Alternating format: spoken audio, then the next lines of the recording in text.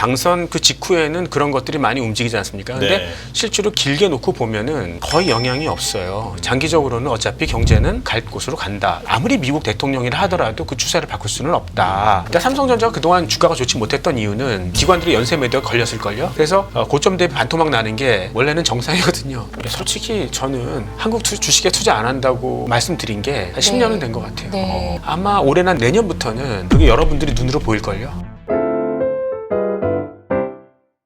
트럼프 2기가 몰고 올 세계 증시의 변화. 자, 일단은 어떤 것이 가장 큰 눈에 띄는 변화가 올 거라고 예상하십니까?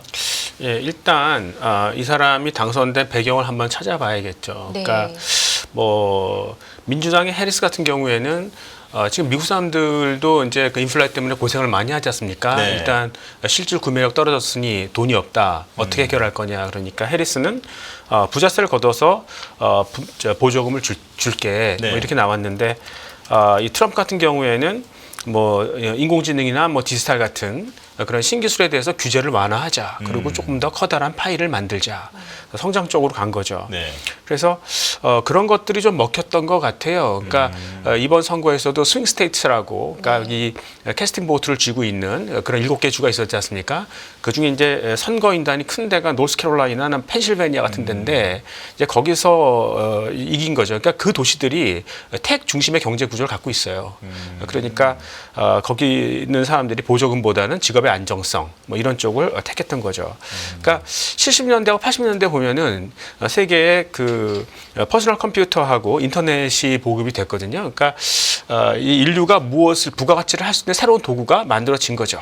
예, 그러니까 미국의 레이건하고 이제 영국의 대처가 만나서 사람들이 이렇게 새롭게 일할 수 있는 도구가 생겼는데 우리가 왜 규제를 해야 돼? 그냥 마음껏 일할 수 있도록 풀어주자. 뭐 이게 글로벌라이제이션의 시초 아니겠습니까? 그래서 1970년대하고 80년대 20년 사이에 미국에서 이 규제 중심의 민주당이 집권한 거는 4년밖에 안 돼요. 지미 카터. 예, 나머지는 다 규제 완화 중심의 이 공화당이 득세를 했었고 그게 지금 이 분위기다. 뭐 이렇게 얘기할 수 있는데 다만 이제 민주당에서 계속 이제 이 논쟁을 벌이고 있는 게 이 인공지능 신기술 좋다. 근데 실업을 야기할 거 아니냐. 네. 실제로 지금 미국의 이제 전자제품 대리점 같은 데가 베스트바이 같은 데 있지 않습니까? 네. 그럼 사람이 이런 가전을 샀으면은 사용법에 대해서 누군가 엔지니어가 상담을 해줘야 될 거 아닙니까? 그분들 다 잘랐어요. 예, 그리고 이제 그 AI로 바꿨죠. 그래서 그거 봐라 뭐 이렇게 얘기하는데 그럼 베스트바이가 돈 더 벌 거 아니겠어요? 그럼 주주나 종업원들한테 돈 줄 거 아니겠습니까? 그럼 소비가 늘어날 것이고, 그리고 또 이제 이 베스트바이가 더 이 인공지능을 강화하기 위해서는 조금 더 이 데이터를 갖다가 더 고도화시킨다든가, 뭐 새로운 작업을 만들지 않겠습니까? 그러니까 200년 전에도 이 산업혁명이 일어났을 때 이 농사를 기계가 진다면 우리는 뭐 하냐고 농부들이 많이 이제 한숨을 쉬었겠죠. 근데 지금 그때보다 인류가 뭐 8배 늘어나고 그리고 그래도 그 한 사람이 하는 일들은 더 많이 늘어났다는 거죠. 그러니까 그만큼 이 세계 경제가 커지고 더 복잡해지고 새로운 잡이 많이 생길 것이다. 그래서 지금 이러한 추세는 결국 규제 완화, 신기술 개발 뭐 이런 것들은 굉장히 추세적으로 진행될 것이다. 이렇게 생각하는 거죠. 예. 지금 좀 종합해 보면 트럼프 일기 때도 기술 혁신이 있었고, 네네. 그리고 민주당이 집권하는 동안에 일자리가 필요하다라는 생각으로 일자리를 만들어줄 수 있는 사람으로 트럼프를 찍었는데, 네네. 지금 시장에서 걱정은 기술 혁신 때문에 AI가 일자리를 파괴하는 거 아니냐. 그런데 교수님 말씀은 결국에는 과거의 산업혁명처럼 다른 종류의 일자리가 많이 창출될 것이고, 그렇죠. 그렇기 때문에 트럼프 정부는 규제 완화를 네. 끌고 갈 것이다. 이렇게 예. 말씀하시는 거죠. 그러니까 사람들은 항상 네. 경제가 이 성장하지 않고 지금 이 상태를 유지할 것이라는 가정이 있기 때문에 이 인공지능이 무엇을 대체한다라고 생각하는데 사실은 더 커다란 걸 만드는 거죠. 네. 네. 그럼 기본적으로는 트럼프 정부가 규제 완화를 한다라고 말씀해 주셨는데요. 그럼 좀 더 들어가서 트럼프가 추진할 산업은 무엇이 주목된다고 보시나요? 그러니까요. 뭐 이제 트럼프 관련주 뭐 이런 게 뜨고 특히 이제 이 당선 그 직후에는 그런 것들이 많이 움직이지 않습니까? 근데 네. 실제로 길게 놓고 보면은 거의 영향이 없어요. 장기적으로는 어차피 경제는 갈 곳으로 간다 이렇게 보는 거죠. 오히려 그 반대 방향이 많았거든요. 그러니까 트럼프도 2016년에 당선된 다음에 그때 이제 기술 기업들이랑 각을 세웠어요. 네. 대립했고 그다음에 에너지를 키우겠다 이렇게 얘기를 했었는데 그의 재임 기간 동안에 가장 주가가 많이 오른 거는 기술주, 가장 그 에너지는 꼴찌였었어요. 네. 그러니까 완전히 반대죠. 네. 예, 그러니까 사실 이 경제는 어차피 그 추세대로 가는데 대통령 아무리 미국 대통령이라 하더라도 그 추세를 바꿀 수는 없다. 이게 되는 거고 일단 90년대 초 이후에 미국의 순수입이 많이 늘어났거든요. 네. 그러니까 미국이 자기네들도 뭐 남의 나라 물건 갖다 쓰면 일을 해야 되는데 그냥 일 안 하고 빚을 낸 거죠. 그러니까 이제는 공화당 입장에서는 미국도 제조업을 해야 된다. 근데 미국이 제조업을 할 만한 그런 인프라가 안 돼 있지 않습니까? 예, 그래서 이제 저 인건비도 비싸고 중국처럼 규모의 경제가 있는 것도 아니고 뭐 이제 이 부품의 뭐 인프라 같은 것도 공급 인프라도 없고 또 이제 그 저임금 근로자들은 동기부여가 많이 약하거든요. 예, 그래 이런 거를 한 번에 극복할 수 있는 게 무엇이냐? 로보틱스죠. 예, 그래서 결국 그쪽으로 갈 수밖에 없을 것이다. 특히 이런 로보틱스 관련된 산업을 하이텍을 결국 미국이 선도하고 있지 않습니까? 만약에 미국이 이렇게 몰아붙인다, 그럼 중국은 어떻게 될 것 같아요? 중국도 열심히 하려고 하지 않을까요? 예, 그러니까 중국이 아무리 인건비가 싸도 네. 중국 사람이 기계를 당해낼 수 없지 않습니까? 그렇죠. 중국 따라와야 돼요. 네. 예, 그리고 이제 세계 노동 가능 인구가 특히 중국도 마찬가지인데 2010년 중반 이후에 꺾였어요. 이제 부족해진다고요. 이제 기계가 일할 수밖에 없는 고령 그런 사회로 진입하는 거죠. 그렇죠. 이제 네. 노동력 부족이 완전히 현실화되는 거죠. 특히 우리나라가 더 그렇고요. 네. 그래서 이런 산업 생산 인프라를 바꿀 것이다. 로보틱스로. 그런 게 시간은 오래 걸리겠죠. 네. 예, 하지만 그런 기대가 있는 한 주가는 먼저 반영이 되겠죠. 그러면 트럼프는 뭘 해야 되나? 일단 그 인프라를 깔아야 돼요. 로보틱스 관련된. 일단 첫 번째는 전기죠. 전기가 많이 필요한데 지금 무탄소 전기를 현실적으로 갖고 올 데가 별로 없어요. 네.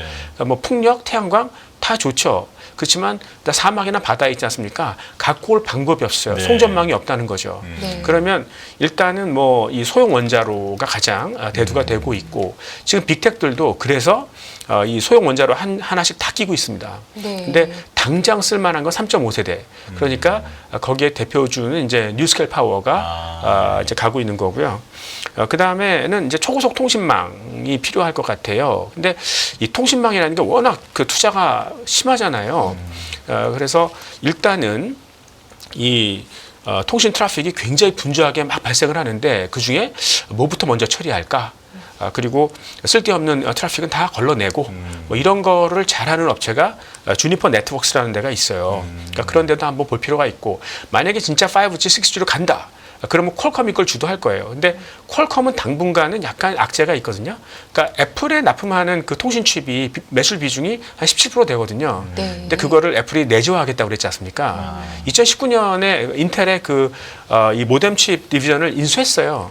그리고 자기네가 직접 하겠다고. 근데 아직은 잘 못해서 퀄컴한테 사고 있는데 그걸 대체하게 되면은 퀄컴이 그거를 자율주행이라든가 아니면 로보틱스로 바꿔야 되는 거죠. 근데 그 시기가 조금 늦어지니까 당분간 이제 주가가 조금 안 좋을 수 있는데 한번 매집해도 괜찮을 것 같아요. 그리고 이제 이 5G, 6G로 가면은 굉장히 데이터가 빠르거든요. 네. 그러면 튕겨 나갑니다. 그러니까 그게 나가지 못하게 잡아야 돼요. 차폐. 그러니까 가둬야 된다고요. 그런 걸 가장 세계에서 잘하는 데가 암페놀이라는 부품업체가 있어요. 그러니까 그런 데도 한번 좀 볼 필요가 있고. 뭐 통신 보안 같은 건가요? 그게 말씀하시는 개념이?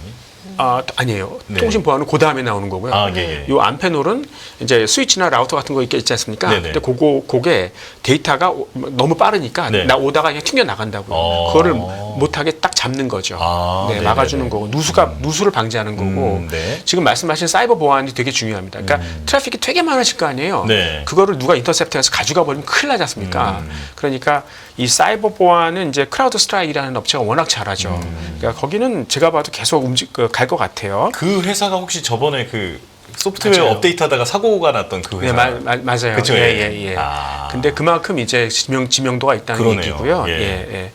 그다음에 트럼프는 석유를 좋아하는데 미국이 석유를 버릴 수도 없는 일이고 이걸 어떻게 사용할까? 그동안은 약간 좀 미련하게 이걸 태워가지고 자동차 연료를 썼는데 그러지 말고 이 탄소와 수소의 조합 아니겠습니까? 예. 네. 촉매로 쪼개자는 거예요. 예, 그래서 수소는 그냥 전기를 만들어 쓸 수 있으니까 탄소는 고부가 소재로 바꾸자. 뭐 탄소 섬유, 탄소 나노튜브, 그라핀 뭐 이런 거로 바꿔 쓰자. 아마 이런 쪽으로 경제가 좀 활성화된다면 수소 경제도 덩달아서 조금 올 수 있지 않느냐. 지금 약간 좀 섣부른 얘기 같지만, 네. 예 그리고 한편으로는 이제 이 트럼프가 직접 투자하는 것도 있지만 민간 투자를 또 지원해 줘야 될 거 아니겠어요.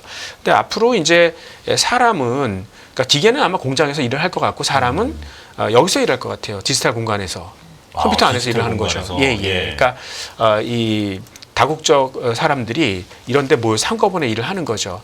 그런 협업 환경을 잘 만들어 주는 데가 뭐 세일즈포스나 먼데이닷컴 뭐 이런 업체들이 그런 걸 잘 해요. 그러니까 이런 업체 한번 잘 공부해 보시면 주가 지금 계속 오르거든요. 그러니까 그런 쪽도 볼 필요가 있을 것 같고 이제 AI가 좀 더 똑똑해지고 있는데 사실 데이터를 잘 먹여 놔야 얘가 이 일을 똑바로 잘하거든요. 빅데이터를. 그렇죠. 예. 그 데이터를 고도화시키는 거죠.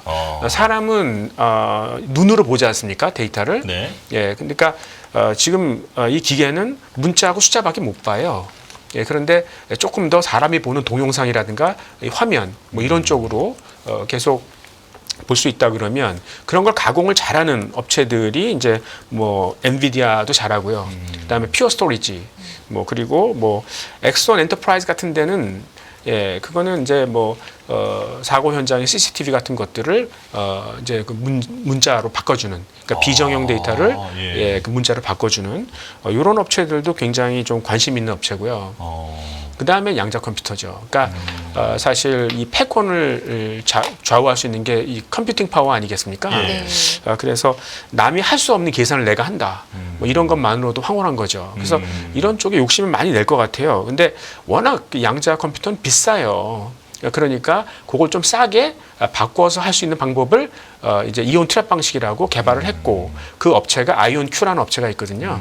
그러니까 아마존은 양자 서비스를 시작했어요. 예. 이미 시작했다고요. 용언한 얘기가 아니죠. 네. 예, 근데 그 방식이 이 아이온 큐가 하는 방식이기 때문에 이런 업체도 좀 관심을 갖고 투자를 했으면 좋겠습니다. 네. 와, 지금 소형 원자로부터 시작해서 전력망, 통신망, 사이버 보안, 그리고 석유 산업으로부터의 수소 경제, 네. 디지털 공간, 맞아요. 양자 컴퓨터 뭐 데이터 고도화. 예, 다 말씀해 엄청나게 주셨어요. 지금 다양한 산업을 말씀해 주셨어요. 조금 하나씩 짚어보면 에너지 산업부터 그럼 먼저 좀 여쭤볼게요. 네네. 지금 트럼프는 화석연료에 좀 친화적이다 이렇게 시장에서 생각하고 있는데 네. 그러면 화석연료를 수소 경제로 가는 거는 조금 긴 그림이지 않습니까? 네. 지금부터 단기간에는 어떤 그림이 그려질 거라고 생각하시나요? 근데 저는 어차피 잘 안 될 거라고 생각하거든요. 그러니까 이미 네. 지난 전임할 때 그때 일기 때. 이 에너지를 밀어봐서 잘 안 됐다는 걸 자기가 알고 있기 때문에 이 상태로 그대로 가기에는 좀 쉽지 않다. 네. 예, 그래서 사실 러시아 우크라이나 전쟁이 촉발된 것도 그거 아닙니까? 사실 셰일가스를 팔고 싶었어요. 예, 근데 러시아가 직접 이 송유관을 유럽 국가들한테 이제 매설하겠다고 그러니까 네. 트럼프가 그걸 반대해 버린 거죠. 그러면 이제 러시아는 나 그럼 우크라이나 접수한다. 뭐 이러고 이제 쳐들어온 거 아니겠습니까? 그래서 뭐 그렇게 강수를 써도 결국은 에너지를 제가 기존의 어떤 화석 연료를 쓰는 것은 그건 쉽지 않으니 아마 거기서 그렇게 큰 미련을 갖지는 않을 거라고 생각합니다. 바이든 정부가 그 LNG 수출 터미널 계획을 상당 부분 철회하지 않았습니까? 네네. 이거를 트럼프가 다시 승인해줘서 유럽으로 수출을 더 늘릴 거다라는 얘기는 어떻게 예, 보시나요? 그러니까 정치적인 쇼지 않습니까? 네. 예, 그러니까 그런 거를 처음에 밀어붙이긴 할 텐데 결국은 지난번에 한번 학습됐던 게 있기 때문에 그렇게 무리하게 가지는 않을 거라고 생각하는 거죠. 그러니까 왜 여쭤봤냐면 이게 이제 한국의 LNG 관련 밸류체인 그리고 맞아요. 조선업종의 굉장히 네. 중요한 부분이어서 여쭤봤는데요. 그렇게 세게 움직이진 않을 것 같다 이렇게 보시나요? 그래서 그냥 셰일가스를 그대로 사용하는 것보다는 네. 제가 말씀드린 대로 만약에 쪼개서 사용을 한다면 수소를 저장하고 운송해야 될 거 아니겠습니까? 여기서의 어떤 부가가치 큰 선박이 훨씬 더 많은 거죠. 그리고 사실 조선 같은 경우에는 지금 북해가 녹고 있어요. 예, 그리고 북극 밑이나 이런 해저에는 희귀 강물들이 굉장히 많죠. 지금 이미 쟁탈전이 벌어졌어요. 뭐 쉐빙선부터 시작해가지고 조금 더 이제 그 해저 광물, 뭐 탐사선, 뭐 이런 거 특수한 선박들이 되게 나오기 때문에 조선은 그 수혜를 받을 거라고 생각해요. 첨단 선박 쪽에서 앞서 있으니까. 저는 근데 여기서 또 궁금한 게 정말 많은 산업을 말씀해 주셨는데 우주 항공은 없네요.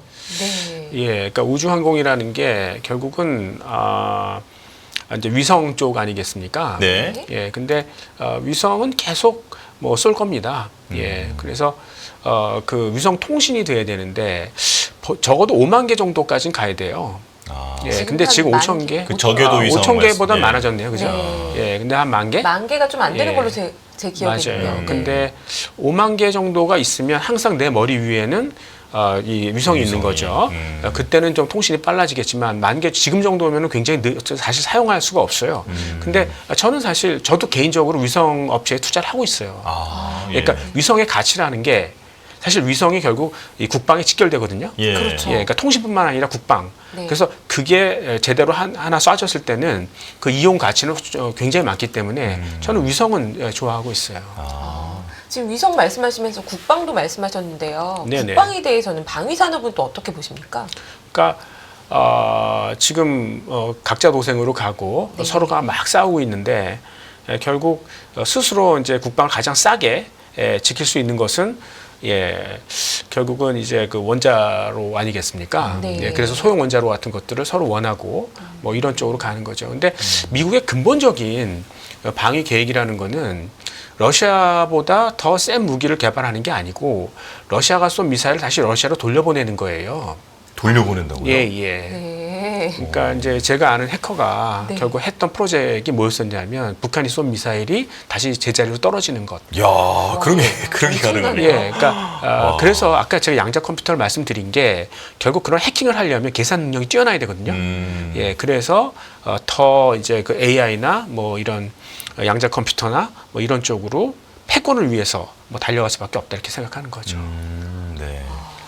그럼 어쨌거나 전반적으로 봤을 때는 첨단 기술을 갖고 있는 산업들이 한 번 더 성장하는 방향으로 예. 규제 완화와 기술 혁신이 지속된다. 그렇죠. 이런 방향으로 볼 수 있겠네요. 미국의 테크놀로지컬 엑설런스, 그러니까 이제 기술적인 어떤 탁월함, 결국 그게 패권이 될 거예요. 네. 그러니까 우리가 왜 미국에 왜 달러를 보내야 됩니까? 그게 패권 아닙니까? 예. 그렇죠. 예, 그 이유는 돈이 미국에서 일할 수밖에 없어요. 그러니까 그쪽에 하이텍이 있기 때문에 돈이 투자될 수 있는 곳은 일단 미국이다. 네. 그럼 그쪽으로 이제 가야 되는 거니까 트럼프는 그걸 더 부각시키는 거죠. 네. 돈이 미국으로 이제 쏠린다 말씀하시니까 네. 그렇다면 트럼프가 지금 가상화폐를 굉장히 네. 띄우고 있지 않습니까? 그것도 네네. 방금 말씀해주신 그런 맥락에서 하는 일일까요? 돈을 어떤 패권을 놓치지 않기 위해서? 아니에요. 그거는 가상화폐는 좀 다른 얘기고요.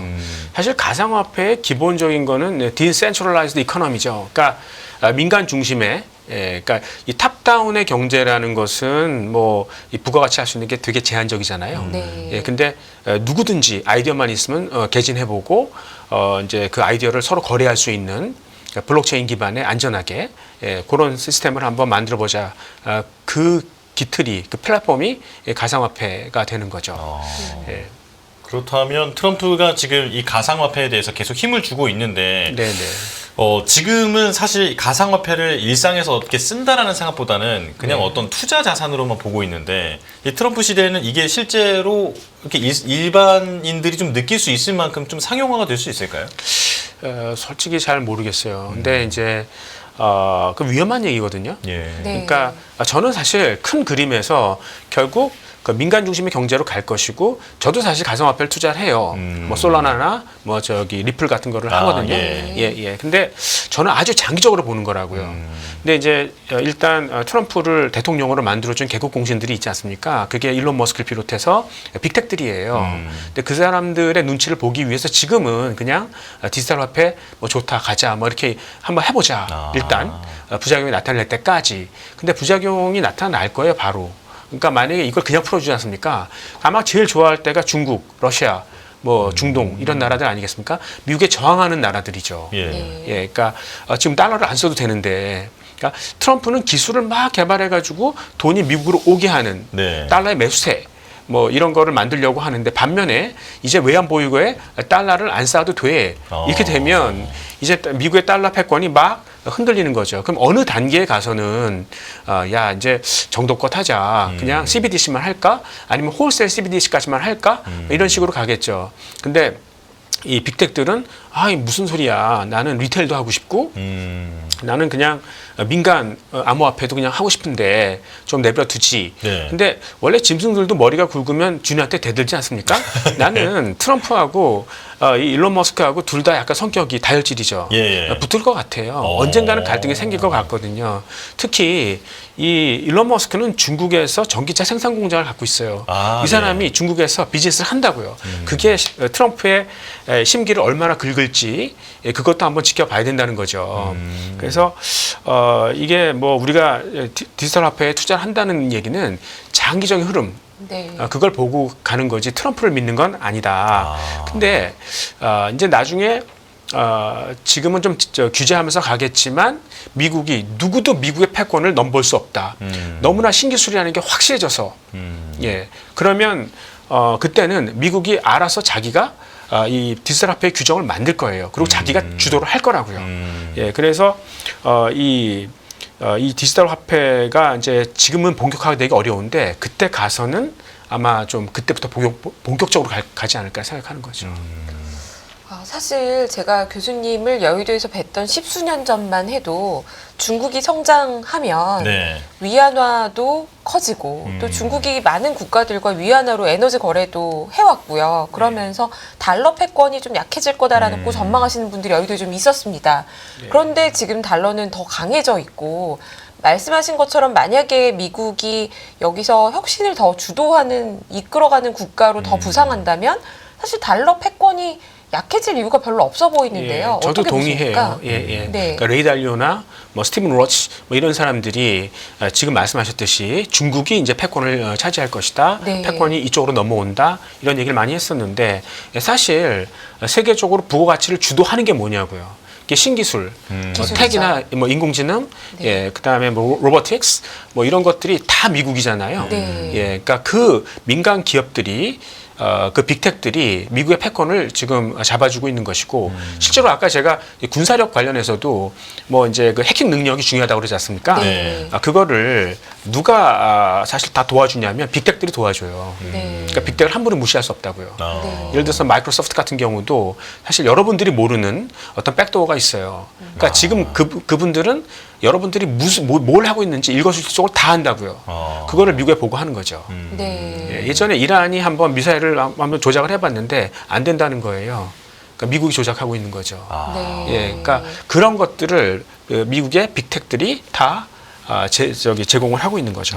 예. 제가 이어서 가상화폐 질문을 좀 드리면요. 사실 달러가 약해질 때 강해질 거라고 봤던 게 비트코인이나 가상화폐인데 지금은 달러도 강하고 비트코인도 강해요. 이거는 지금 트럼프 정부가 가상화폐에 대해서 뭔가 무슨 국도 만들어야 되나 전담 부서를 신설한다는 맞아요. 얘기도 있고 또 일각에서는 일부 주장이 공화당 쪽에서도 지급준비금처럼 뭐 비트코인을 좀 쟁여놔야 된다 이런 얘기하는 사람도 있다고 해요. 네. 그러면 이 달러 강세와 비트코인, 가상화폐 요거는 트럼프 정부에서 어떤 시각으로 바라봐야 될까요? 글쎄요. 그러니까 이제 지금은 아까 말씀드렸듯이 지금은 일단 이 빅텍들이 그 개국 공신이기 때문에 네. 그러니까 그 비율을 맞춰주지만 네. 이게 조금 더 진도가 나갔을 경우에는 이게 걷잡을 수 없거든요. 가령 예를 들어서 지금 유럽 사람들이 화가 나 있어요. 그러니까 그 인플레 때문에 고생하지 않습니까? 네. 그 도화선이 됐던 게 러우 전쟁이지 않습니까? 네. 러우 전쟁을 일으킨 당사자가 트럼프라고 말씀드렸었잖아요. 네. 예, 그러니까 트럼프 때문에 화가 나 있는데 뭐 여기서 트럼프는 말을 막 하지 않습니까? 그래서 뭐 이 나토의 분담금 더 내라. 맞아요. 아니면은 뭐 독일 차에 대해서 뭐 관세를 더 때리겠다. 뭐 이렇게 가면 이 사람들 폭발할 수 있죠. 그럼 내가 왜 달러 써야 되냐? 뭐 이렇게 올 수 있거든요. 그렇죠. 네. 예, 그런 상황. 그럼 뭐 편한 서로가 편한 뭐 디지털 화폐 쓰지. 그러니까 중동, 러시아 뭐 이런 중국 이런 데는 기본적으로 이제 디지털 화폐를 원하고. 근데 만약에 유럽의 우방까지 이렇게 쏠려버리면 그러면은 아무리 트럼프라고 그래도 미국이라고 그래도 약간 달러 패권에 흔들릴 수 있어요. 네. 이게 휴먼 리스크죠. 그러니까 트럼프도 그 눈치는 있겠죠. 그러니까 너무 이제 그거를 아주 파퓰러하게 장려를 해서 그 분위기를 만들어가지는 않을 것이다. 언제까 어느 순간에는 고삐를 잡을 것이다 생각하는 거죠. 예. 당장은 어떤 그 빅텍들이 원하는 그런 가상화폐 어떤 상용화에 대해서는 좀 편들어주는 것처럼 보이지만 네. 결과적으로는 어찌 보면 이제 패권을 흔들 수도 있는 문제이기 때문에 예, 그러니까 고삐를 이제 잡을 많은 것이다. 분들이 이제 트럼프가 돼서 야 이제는 디지털 화폐의 시대가 열렸어. 네. 네. 물론 전보다 굉장히 민주당보다는 전향적인 거는 사실이에요. 네. 근데 트럼프하고 빅텍과 아주 그 호흡이 일치돼서 이게 아주 순탄하게 그냥 쭉 이 길을 가지 못할 것이다. 아마 터뷸런스가 분명히 있을 것이다. 그러니까 그거는 각오하시고 그러니까 장기적으로 결국은 이 기술력 있는 그러니까 블록체인의 가장 단점이라는 게 느리다는 거 아니겠습니까? 거래가.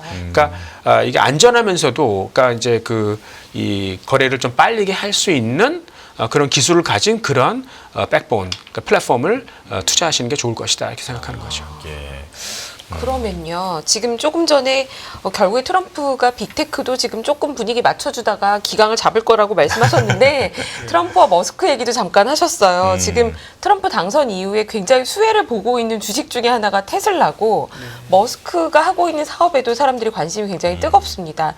근데 둘이 이제 둘 다 센 분들이니까 언제 붙을지 모르긴 하는데 그래도 이제 시장에서 기대하는 거는 머스크가 기부도 많이 했고 DOG이죠. 뭐 도지라고 도지, 지금 네. 부르는 사실 자기가 만든 이름이긴 합니다. 그 네. 정부 혈부의 약자와는 조금 다르더라고요, 사실은. 네, 그런 투장이 되고 하니까 결국에는 전기차나 자율주행이나 뭔가 머스크가 하고 있는 사업에 있어서 규제 완화를 기대하고 있는데 어떻게 보십니까?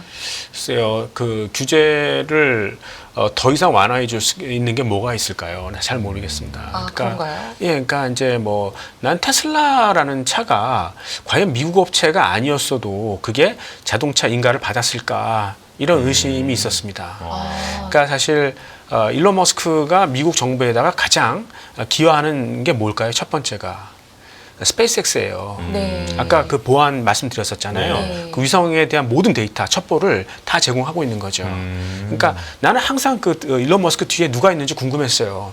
근데 알고 보면 뭐 그런 것들이 있다는 거죠. 그러니까 글쎄요. 하여튼 이 테슬라 같은 경우는 글쎄요. 앞으로 이 전기차가 이제 굉장히 커머더타이즈, 그러니까 누구나 만들 수 있는 가전 제품이 되어버리지 않습니까? 네. 그러면 부가가치는 떨어지는데 다만 지금 주장하고 있는 게 우리는 그냥 자동차가 아니다, 우리는 로봇이다, 네. 자율주행 프로그램이 아주 뛰어나다, 그렇죠. 뭐 얘기하는데 저는 그 수도를 잘 안 믿거든요. 그러니까 글쎄요, 그러니까 테슬라는 똑똑해요. 근데 나머지 잘 멍청해요. 그럼 사고 안 납니까? 예, 그러니까. 그러네요. 테슬라만 다닐 순 없죠. 그러니까 퍼블릭 클라우드가 있고요. 네. 그다음에 엣지 컴퓨팅이 있지 않습니까? 그러니까 이런 자동차 도로상의 안전이라는 것은 그 안전 프로그램은 센터에서 줄 거예요. 그러니까 이거는 누구나 오픈 소스로 갖다 쓸 수 있도록. 그게 이제 맞는 거지. 얘가 거기서 돈을 벌기는 나는 그렇게 쉽지는 않다. 뭐 이렇게 생각하는 거죠. 그렇군요. 그럼 스페이스 X는 굉장히 또 전략적으로도 국가적으로 방위 차원에서도 굉장히 중요하다고 말씀하셨는데 예. 그쪽 관련해서는 뭔가 우리가 좀 주목해봐야 될 기업이나 뭐 스페이스X를 없을까요? 지금 사기 어렵죠. 네. 비상장이니까. 네. 미국에서는 간혹 거래가 된다고는 하더라고요. 그 약간 비상장 쪽에서. 그렇죠. 예. 근데 노드롭 그루만이라고 있어요. 노드롭 그루만. 네. 여기는 원래 이 로켓 만드는 업체예요. 방위산 업체고 위성을 쏠 때 거의 위성의 부품들 있지 않습니까? 그 얘네가 다 만들어요. 그러니까 이 스페이스X의 상당 부분을 노드롭 그루만이 만들 거예요. 차라리 그 업체를 사는 것도 대체 투자가 될 수 있어요. 네. 자, 그러면 또 이제 최근에 큰 문제였던 이제 러우 전쟁 그 정세에 대해서 이제 교수님께서는 어떻게 보시는지 궁금한데, 네. 그러니까 지금 미국의 에이테크임스 미사일을 이제 러시아 본토에 직접 이제 공격하는 것에 대해서 승인을 해줬고, 그리고 또 이번에는 스톰 섀도우라고 하는 그 미사일을 영국이 또 승인을 해줬단 말입니다. 네네. 이제 그것에 대해서 세계적으로는 이거 지금 러우 전쟁이 더 확전하는 거 아니야? 이런 분석이 하나 있고 네. 그리고 또 하나는 이거 지금 마지막 땅 따먹기 싸움이다. 네. 직전이다. 이제 종전 직전이다라고 보는 시선도 있거든요. 교수님께서는 어느 쪽으로 좀 타당하다고 보십니까? 저는 후자 쪽이 더 가깝다고 생각해요. 종전이 머지않았다. 예, 그러니까 글쎄요. 어떻게 보면 이제 그 민주당의 마지막 발악이 아닐까요? 그러니까 이제 트럼프는 전쟁 싫어하잖아요. 네네. 예, 그러니까 어떤 타협안, 뭐 대안, 뭐 이런 것들을 뭐 얘기하고 예, 조금 더 이제 추스르지 않을까 이렇게 생각하는데 뭐 장사꾼이니까 그 타협안에 대해서 현실적으로 서로 만족할 수 있는 예. 그런 걸 내서 결국은 이 소모적인 전쟁을 뭐 그만두겠죠. 어떻게 보면 민주당이 그동안 이 전쟁을 끌어온 게 자기네 어떤 그분들은 좀 이데올로기를 강조하잖아요. 그러면서 이제 패권이라는 거, 우방을 설득시킬 수 있는 힘을 좀 결집시킬 수 있는 그런 핑계를 마련했다면 트럼프는 그 부분에 대해서는 조금 예, 좀 싸움을 지향하는 그런 쪽으로 가지 않을까 생각은 하고 있는데요. 예. 전쟁이 그렇게 해서 이제 평화롭게 끝난다면 뭐 그 네, 그건 부분은 좋겠죠. 뭐 저희가 바라는 바이기도 네. 해요. 네, 네. 근데 이제 트럼프 하면 걱정하는 것이 지금 트럼프가 워낙 관세를 또 강조했고 네. 이번에는 아메리카 퍼스트가 아니라 아메리카 온리다. 정말 미국만 보는 뭐 그런 주장들이 나오고도 있어요. 예. 이 트럼프의 이기주의라고도 사람들이 얘기를 하는데 이게 만들어낼 세계 정세의 변화라던가 또는 뭐 관세로 인한 영향이라던가 어떻게 보십니까? 글쎄요, 걱정은 돼요. 그러니까 네. 이기니까 네. 이제 한 번만 남은 거잖아요. 그렇죠. 더 이상 쇼를 안 해도 되는데 네. 그래서 정치니까 쇼를 하는 것 같아요. 그래서 사실 실익은 별로 없는데 남의 것을 좀 뺏어야 하는 네. 뭐 그런 쪽으로 어필을 하는 게 아닌가 이렇게 생각을 하는 거죠. 그러니까 2018년에도 관세를 한번 중국의 수입 물품에 대해서 최대 25%까지 관세를 매겼지 않습니까? 네. 그러니까 사실 뭐 미국이라는 나라가 그 제조업 기반이 없는데 오히려 그 미국의 인플레만 뭐 자극하는 거 아니냐? 뭐 이런 저 생각들이 많았었습니다. 근데 그런 일은 없었어요. 그러니까 중국의 관세를 때린다고 하니까 수출 의존적인 중국 경제가 망가질 것이다라고 우려한 투자자들이 돈을 다 뺐죠. 네. 그래서 위안화가 먼저 약세로 갔어요. 그러니까 중국 물건이 싸졌을 거 아니에요. 그러니까 미국은 그냥 그 중국의 싼 물건을 쉽게 수입하는, 그러니까 수입 물가는 되게 인상이 미미했죠. 네. 그리고 이렇게 한번 이 자국의 위안화가 이제 절하될 거라는 기대가 딱 생기면 중국 인민들은 재산 해외 도피시키는데 되게 익숙합니다. 2015년에도 중국 이 수출이 약간 좀 슬로우다운 했지 않습니까? 그러니까 인민은행에서 그럼 뭐 위안화를 좀 절하시킬게 그러니까 바로 그냥 재산을 다 해외로 도피시켜 버리더라고요. 그러면 중국의 뭐 위안화 약세를 계속 이제 이런 식으로 유도를 하는 거거든요. 그럼 아시아 다른 나라는 멀쩡할 거냐 이거죠. 그러니까 우리나라 같은 경우도 사실 중국 소비에 예민하지 않습니까? 그 경제라는 게.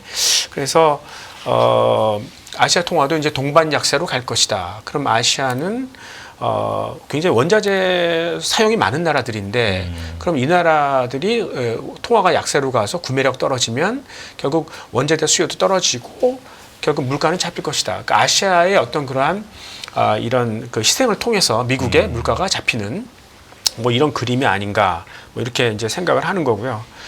하여튼 우리나라 그 환율 뭐 이런 것들은 앞으로도 계속해서 약세로 갈 테니까 여러분들도 갖고 있는 재산의 일부는 이제 달러로 바꿔놓는 그런 필요가 있을 것 같습니다. 달러가 강해져서 원화가 약한 걸까요? 아니면 원화가 약해지는 속도를 걱정하시는 걸까요? 그러니까 이제 그 트럼프가 우리를 비트니까 우리의 약점이 생기고 더 상대적으로 달러가 강해 보이는 거고 특히 이제 우리나라 같은 경우에는 이 반도체 문제 있어요. 그러니까 사실 미국이 제조업 인프라가 뭐 그렇게 좋지 않으니까 내재화할 수 있는 건 별로 없지 않습니까? 관세를 매겨도. 근데 네. 반도체는 다른 얘기죠. 반도체가 패권에 굉장히 예민한 그런 산업이기도 하고 거기에는 마이크론 테크놀로지가 있지 않습니까? 네. 그러니까 좀 더 성급하게 이기적으로 우리의 산업을 조여될 가능성이 있다는 거죠. 그래서 뭐 바이든 같은 경우에는 들어와 그러면 보조금 줄게 이렇게 얘기했는데 트럼프는 들어와 안 들어와? 그러면 내가 뭐 저 관세 때릴게 들어갔어요. 근데 보조금 줄이면 어떻게 되죠? 그 업체 부실화돼요. 그러면 우리는 거기서 그냥 나와야 돼요. 그럼 그 생산 설비, R&D 기술 그리고 전문 인력 다 어디 남습니까? 미국이 남죠. 예, 그게 그들의 속셈이라고요. 예, 그러니까 이런 트럼프의 이기주의라는 것이 반도체 산업을 통해서 어디까지 발휘가 될지 그 불확실성에 놓여 있다는 거죠. 예. 지금 삼성전자 걱정하시는 분들이 굉장히 많고 SK 하이닉스는 그나마 HBM 수혜를 입었지만 최근에 다시 또 외국인들 매도세가 있다는 말이죠. 네. 그렇다면 보시기에는 앞으로 한국의 반도체는 수혜를 기대하기보다는 여전히 앞으로도 계속 점점 더 피해를 볼 가능성이 높다고 보시나요? 그러니까 저는 사실 삼성전자를 샀었어요. 네. 그러니까 너무 오버솔드 됐다 이렇게 생각을 했었는데 지금 이 트럼프의 어떤 이런 이 분위기는 제가 예상했던 것보다 새로운 리스크로 이제 등장을 한 거고 일단 삼성전자가 그동안 주가가 좋지 못했던 이유는 일단은 이제 그 기관들이 연쇄 매도가 걸렸을걸요. 이 정도 주가 빠졌으면은 아마 로스컷 걸리는 기관들이 꽤 있었을 거예요. 특히 이제 해외 이 롱펀드들이 네. 그러면 거기는 펀더멘탈 안 가려요. 일단 팔아야 돼요. 주정상. 예, 그리고 이제 여기가 팔기 시작하면 그러면 주가 더 떨어지죠. 예, 그러면은 다른 기관이 또 걸린다고요. 연쇄적으로 계속 걸리는 거죠. 그래서 고점 대비 반토막 나는 게 원래는 정상이거든요. 예, 근데 이제 삼성전자는 자사주를 사겠다고 하면서 그거를 막으려고 하는 거죠. 예, 하여튼 근데 뭐 저는 이거는 어떤 매물 부담만 어느 정도 정리되면 급반등을 하니까 네. 오히려 지금부터는 차분하게 냉정하게 조금씩 사들어가는 게 맞지 않느냐라고 생각을 하고 있고요. 예. 네, 그 그렇습니다. 교수님께서는 예전에 자동차 애널리스트도 하셨었는데요. 네네. 그 테슬라의 자동차는 뭐 그렇게 크게 대단하지 않다는 말씀을 좀 해주셨는데 현대차의 미래는 어떻게 보십니까? 그러니까 현대차는 글쎄요, 이제 자동차 자체에 대해서 부가가치가 떨어지니까요. 그러니까 제가 보기엔 자동차 수요도 줄어들 것 같은데요. 아까 말씀드렸다시피 로보틱스가 되면, 그러니까 사물 인터넷이 되지 않습니까? 그럼 사람들 출근 안 해도 돼요. 굳이 내가 그 차를 갖고 유지비를 내야 되냐는 거죠. 예, 그러니까 언제든지 편하게 그냥 등록만 하면 언제든지 와서 예, 자율주행이 되니까요. 네네. 그래서 자동차 수요도 좀 떨어질 거고, 그리고 이제 자동차가 누구나 만들 수 있는 그런 게 되는 거죠. 왜 아까 이제 제가 퍼블릭 클라우드를 말씀드렸지 않습니까? 네. 이제는 야쿠르트 아줌마가 도로에 나가도 안전해요. 왜냐하면 센터에서 다 잡아주니까요.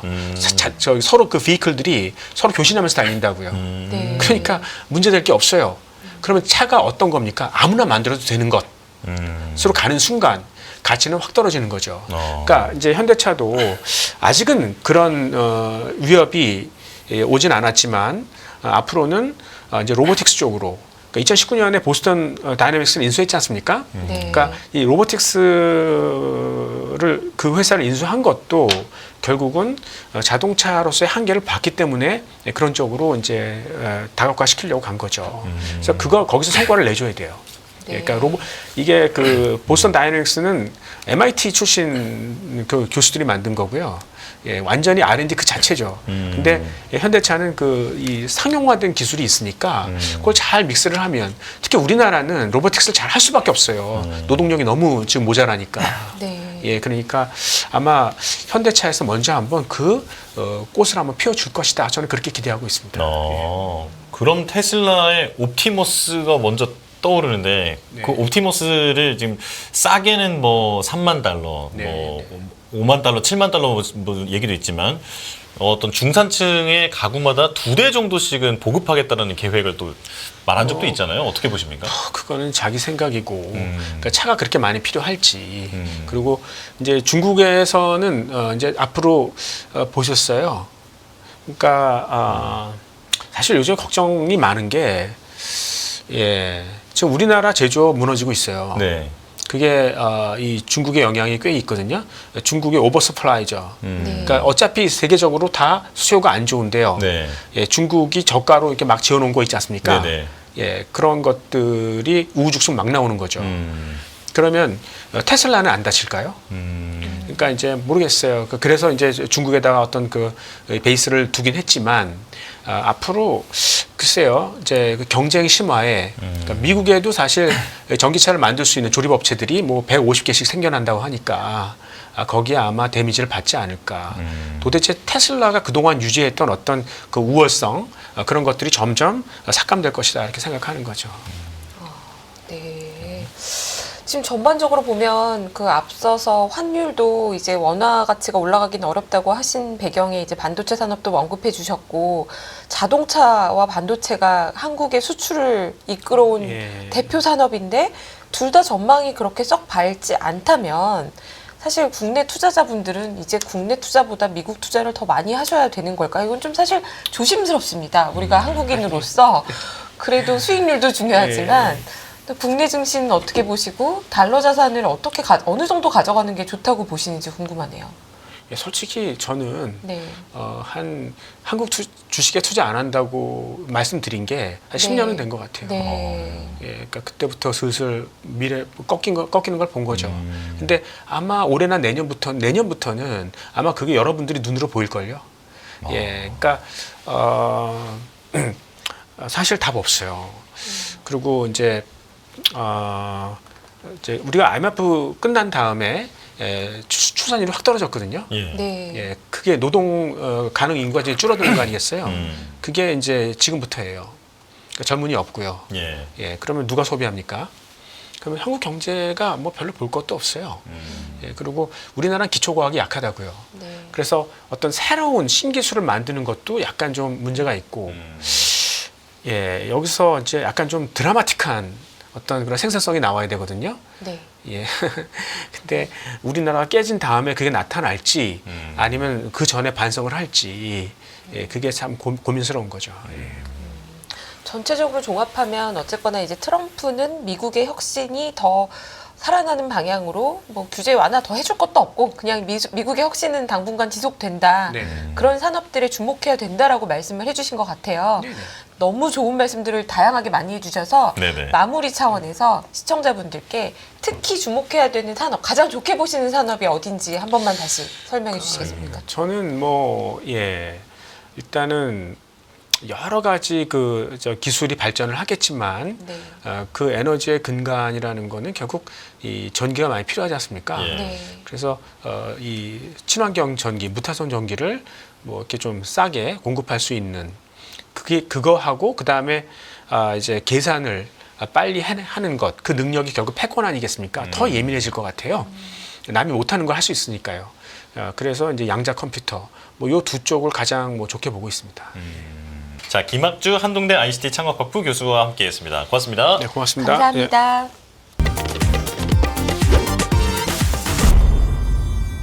안녕하세요. 이승입니다. 더 많은 영상을 보고 싶으신 분들은 화면 오른쪽에 있는 구독 버튼을 눌러주시기 바랍니다. 그리고 영상을 보시면서 좋아요는 필수인 거 아시죠? 항상 인포맥스 라이브를 사랑해주셔서 감사합니다.